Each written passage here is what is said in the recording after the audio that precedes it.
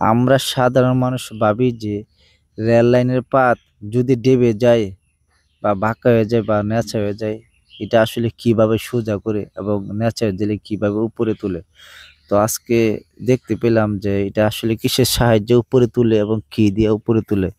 এই যে যন্ত্রটা দেখতেছেন না, এটা দিয়ে নেজ দিয়ে কিছু পাথর সরাইয়া তারপর এটা একটু ভিতরে ঢোকানোর পর এটা আস্তে আস্তে ঘুরায়, এই যে এইভাবে ঘুরাইতে থাকে।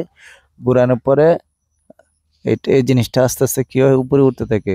উপরে ওঠার পরে তারা শাফল দিয়ে আস্তে আস্তে এই যে কিছু পাথর ভিতরে ঢুকায়। ঢুকানোর পরে এটা আস্তে আস্তে একটু উপরে উঠে। উপরে উঠার পরে তখন কি করে, এরা দেখে সমান হয়েছে কিনা।